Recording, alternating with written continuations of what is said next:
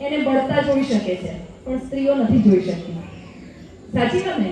કારણ કે લાગણી અને સંવેદનશીલ આપણું હૃદય હોય છે. તો આ જે ત્રણ વસ્તુ કીધી, શું પહેલી વસ્તુ કઈ કીધી? વિદ્યા. બીજી વસ્તુ ધન. ત્રીજું કીધું શક્તિ.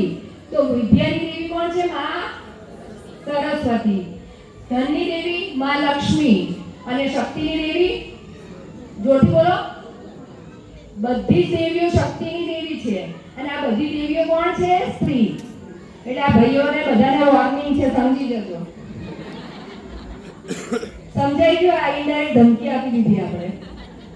સૌથી પહેલા તો ભુવરેડી ગામનો ખૂબ ખૂબ આભાર કે મને આમંત્રિત કરી અને એમ સમજી લો અમારા કાર્યમાં તમે લોકો શોભા વધારી દીધી. કારણ કે આટલું સરસ મેનેજમેન્ટ, આમ તો આટલા બધા અમે પાર્ટી પ્લોટમાં જઈએ છીએ, ગેસ્ટ તરીકે બોલાવે છે, પણ આજે મને ખરેખર ઇન્ટરનલ જે અંદર એક આંતરિક શાંતિ કહેવાય અહીંયા મળી.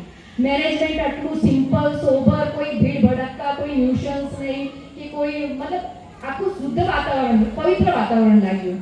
અને એમાં બી તમે આજે હા એક બીજી વસ્તુ કહી, શક્તિની વાત. અને સૌથી પહેલા તો આભાર ભુવરેડી ગામને કે અમે શક્તિઓને આગળ બેસાડ્યા અને ભાઈઓને પાછળ બેસાડ્યા. સોરી ભાઈઓ, આજે તમારો દિવસ નથી, 9 દિવસ બધું સાંભળવું પડશે તમને બધાને. હવે મારા કાર્ય વિશે વાત કરું. મારું નામ પૂનમ પાજાણી. બાય પ્રોફેશન હું ક્રિમિનલ લોયર છું. ક્રિમિનલ લોયરમાં બી મારો મેઇન વિષય એ છે પોક્સો.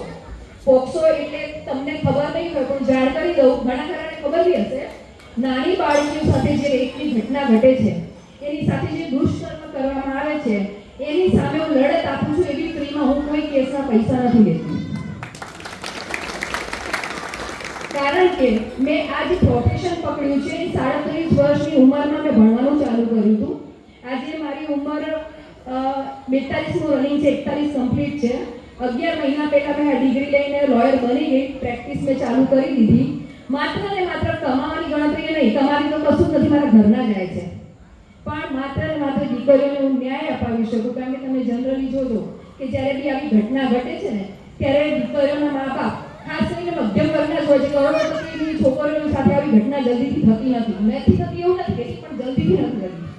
ખાસ કરીને મજૂર વર્ગ, શ્રમિક વર્ગ હોય, મધ્યમ વર્ગીય જે દીકરીઓ હોય, એની સાથે આવી ઘટનાઓ ઘટતી હોય છે. કારણ કે એ ક્યાંક ને ક્યાંક કામ કરવા અથવા તો એના મમ્મી પપ્પા કંઈક મજૂરી કામ કરવા ગયા હોય તો પાછળથી એની દીકરી સાથે શું થાય છે, શું નહીં, મા બાપને બી ખબર નથી હોતી. અને એવા સમયમાં, એવા સંજોગોમાં જ્યારે નરાધમી દ્વારા એની ઉપર રેપ કરવામાં આવે અથવા એની સાથે દુષ્કર્મ કરવામાં આવે, ત્યારે મા બાપ પગલાં નથી લેતા કાયદાકીય. એનું કારણ તમને કહું, એક સમાજની રીત. બીજું, પોલીસના ધક્કા કોણ ખાય? સોરી મેડમ, આ તો તમને બી ખબર હશે આ વસ્તુ. ના, એ લોકો હું વાત નથી કાઢતી. કેમ? લોકો, આપણે લોકો ડરીએ છીએ, એ લોકો તો બેઠા જ છે. આપણને એક માનસિકતા ઘૂસી ગઈ છે કે ના પોલીસ સ્ટેશન જવાતું હશે, પોલીસ તો આમ કરશે, તેમ કરશે. પણ આ એકદમ ખોટી વસ્તુ. ક્યારેક ટ્રાય મારશે, એમને એમ જજો, ક્રાઇમ વગર જજો. પોલીસ રાક્ષસ નથી. તમારી સેવામાં, તમારી મદદ કરવા, તમારી રક્ષા કરવા બેઠી છે. પણ આપણે એ વસ્તુને નજરઅંદાજ કરીએ છીએ. તમે એક વાર જોજો, બાકી પોલીસ ખાતા જે કોઈ ખાતું નથી આમ જોવા જઈએ. અને અમુક દૂષણો બી છે, પણ 5 આંગળી સરખી નથી હોતી. એક પરિવારના 5 મેમ્બર સરખા હોય છે. તો આપણે એક વ્યક્તિ માટે થઈને તમામ વ્યક્તિને દોષિત ના કરી શકીએ. આ મારું પોતાનું પર્સનલ અનુભવ કહું છું તમને બધાને. તો ક્યારેય પોલીસ સ્ટેશનની બીક ના રાખો. અને ખાસ કરીને જ્યારે આવી ઘટના ઘટે છે તો એના માવતર એ જ વિચારીને બીવે છે કે કાલ ઉઠીને મારી દીકરીનો અમે કેસ કરવા જશું તો પહેલી વાત તો બદનામ થશે, પેપરમાં નામ આવશે, સમાજમાં બદનામ થઈ જશે. અને ત્રીજી વસ્તુ, કોર્ટના ધક્કા કોણ